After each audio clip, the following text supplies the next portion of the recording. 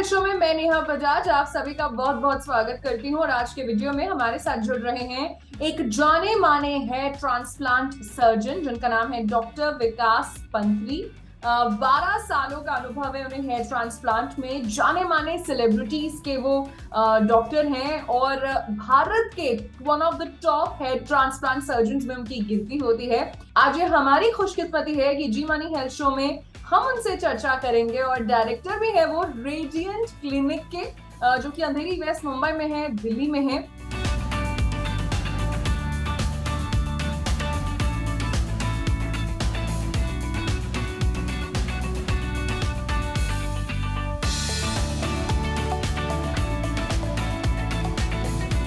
तो चलिए स्वागत करते हैं डॉक्टर विकास का। डॉक्टर विकास, जी मानी हेल्थ शो में आपका बहुत बहुत स्वागत है। Thank you so much for inviting me, and I'm very obliged to be on this and honored to be on this platform. We are glad to have you as a guest, sir. तो sir, hair transplant जो पहले लोगों में एक डर होता था, एक कि अरे बाप रे तो सर्जरी है, आज एक बहुत कॉमन प्रोसीजर बन चुका है क्योंकि हेयर लॉस की समस्या बढ़ती जा रही है और सिर्फ एक उम्र के बाद नहीं।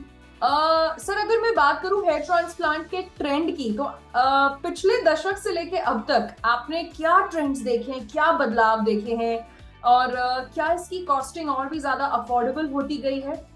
देखिए, I have been in this practice since last 12 years. पिछले 10 साल में मैंने ये देखा है, दो कारणों के कारण हेयर ट्रांसप्लांट अभी बहुत कॉमन हो गया। First, internet penetration. आज टायर 2, टायर 3 सिटीज में भी इतनी अवेयरनेस फैल चुकी है हेयर ट्रांसप्लांट की कि वहां से भी कॉन्स्टेंट डिमांड को सप्लाई करने के लिए काफी सारे हेयर ट्रांसप्लांट क्लिनिक छोटे छोटे शहरों में भी बन गए। सेकंड सबसे बड़ा कॉज इसका है कि काफी सारी मेडिकल फाइनेंसिंग कंपनीज के एडवेंट के बाद, जैसे जी मनी है, पेशेंट्स जो अब हम 1-1 लाख रुपए भी सर्जरी के लेते हैं, जिनकी 20,000 भी सैलरी है, अब वो 5,000 रुपए महीने की ईएमआई के साथ इन सर्जरियों को अफोर्ड कर पा रहे हैं। दिस इज द रीजन पिछले 10 साल में हमने काफी बूम देखा है हेयर ट्रांसप्लांट का, and every year these numbers are increasing. Okay, so आपने बड़े अच्छे से हमें चीज बताई कि हाँ, इंटरनेट की वजह से और प्लस इजी पेमेंट ऑप्शंस की वजह से डेफिनेटली लोग ये करवा रहे हैं।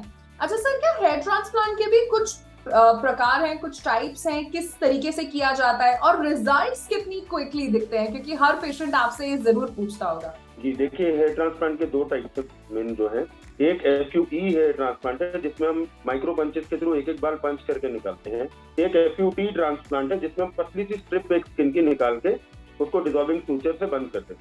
ये दोनों टाइप की जो टेक्निक हमने चूज करनी है पेशेंट के लिए, that depends on the बॉल्डिंग grade of the patient. Patient कितना गंजा है, तो ग्रेड 1 से ग्रेड 7 तक नॉर्वुड स्केल के कुछ ग्रेड्स रहते हैं, उसमें अप टू ग्रेड 4 तक हम FUE प्रेफर करते हैं, और ग्रेड 5, ग्रेड 6, ग्रेड 7 के लिए हमें FUT, FUE दोनों को कंबाइन करना पड़ता है। एज फार एज की रिजल्ट कब तक दिखना शुरू होता है, तो साल में जैसे 12 महीने से हम 3 से भाग करें तो 0 to 4 मंथ शेडिंग पीरियड, जब लगाए हुए बाल गिर जाएंगे, हालांकि आपके अपने बाल लंबे होने लगेंगे तो आप 1.5-2 महीने बाद सेम दिखेंगे। चौथे महीने से 8वें महीने तक ये आने शुरू हो जाते हैं। 6ठे महीने तक बहुत ब्रिलियंट रिजल्ट दिखने लगता है पेशेंट में, अल्बीट जो बाल हैं थोड़ा पतले रहेंगे लेकिन नंबर ऑफ हेयर बढ़ जाता है। तो 6 मंथ एक पहला गुड विजिबल रिजल्ट रहता है और 12 महीने में फिर फाइनल हो जाता है। ओके, अच्छा सर, हेयर ट्रांसप्लांट के जो रिजल्ट्स हैं वो कितने परमानेंट है? अगर किसी पेशेंट ने हेयर ट्रांसप्लांट करा लिया तो अब क्या ये सालों साल जब तक लाइफ है तब तक कोई टच ऑफ मेंटेनेंस की जरूरत नहीं है? देखिए, इसमें एक बहुत बड़ा फैक्टर आता है, जो हमारा डोनर एरिया होता है जहाँ से हम बाल लेते हैं, उसमें एक नॉन परमानेंट और परमानेंट जोन होता है। मैक्सिमम ग्राफ्ट अगर नॉन परमानेंट जोन से लिए जाए तो बाल जल्दी उड़ जाएंगे, इसलिए पेशेंट कहते हैं 2-3 साल में रिजल्ट कम हो गया। बट अगर हम परमानेंट जोन से ग्राफ्ट लेके आगे इम्प्लांट करते हैं तो 85 से 90% बाल जिंदगी भर रहे। जैसा आपने देखा होगा, कोई एजेड लोगों में भी 70-80 साल के हो जाते, पीछे की एक thin line of donor area हमेशा रहती है। हाँ। वही बाल अगर हम आगे लेंगे तो till the age of 65-70 years ये बाल कहीं नहीं जाने वाले। 5 से 15% मैक्सिमम वॉल्यूम लॉस आ सकता है, अदरवाइज 85 to 90% टिकेंगे। अच्छा, सर्जरी इज डन प्रॉपर्ली। इस सर्जरी के भी क्या कोई मेंटेनेंस या टच अप्स होते हैं?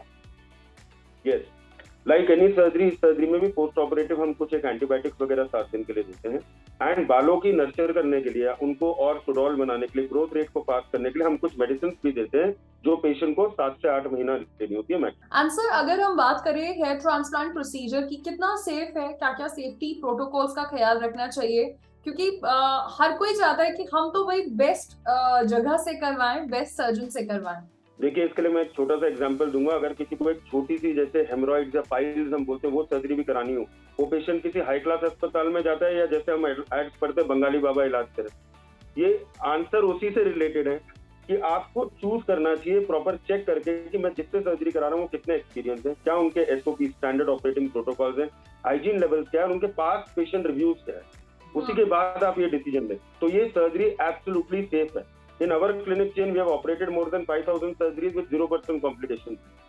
प्रॉपर अगर आप पहले ब्लड टेस्ट कराएं, पेशेंट को मेडिकली ऑप्टिमाइज कराएं और प्रॉपर एसेप्टिक प्रिकॉशंस में ऑपरेशन थिएटर में सर्जरी करें, पोस्ट ऑपरेटिवली अगर आप इन्फेक्शन से बचें, तो ये सर्जरी हाईली सक्सेसफुल और 0% कॉम्प्लिकेशन रेट पे होती है। अच्छा सर, बहुत सारे लोग हैं जिनको बहुत ज्यादा हेयर लॉस नहीं है, लेकिन पोस्ट प्रेगनेंसी महिलाओं में थिनिंग हो जाती है।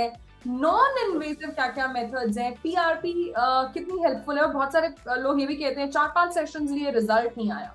आप इस बारे में क्या कहना चाहेंगे? देखिए, पहले हमें हेयर लॉस के टाइप्स आइडेंटिफाई करने पड़ेंगे। मेल्स में अलग कॉज होते हैं, फीमेल्स में अलग कॉज होते हैं। मेल्स में मेन कॉज जिसे हम अनुवांशिक गंजापन बोलते हैं, androgenetic alopecia, male pattern baldness, that is a prevalent cause testosterone की पीक के बाद में।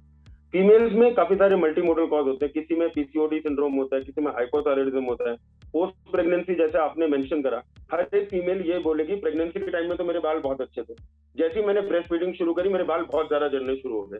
That is known as postpartum effluvium, यानी उस समय एक्सेस में हेयर लॉस करता है। अगर हम उसी पीरियड के आसपास पेशेंट का ट्रीटमेंट शुरू करेंगे तो ये एक्सेस हेयर लॉस रोका जा सकता है, काफी हद तक रिवर्ट भी करा जा सकता है। और हेयर ट्रांसप्लांट सिर्फ उन केसेस के लिए हम रिजर्व करते हैं जहां पे हमें लगता है कि पेशेंट का बॉल्डिंग पैच आ चुका है और वहां पे हम safe transplant without destroying his existing hair, यानी बिना उनके अपने बालों को नुकसान पहुंचाए हुए नए बाल लगा सकते हैं। थिनिंग के पेशेंट के लिए मेडिकल ट्रीटमेंट ये होना चाहिए, जैसे पीआरपी और medicine. PRP plated rich plasma therapy है, जिसमें आपका 20 ml ब्लड लेके उसमें से प्लेटलेट्स हम सर पे इंजेक्ट करते हैं।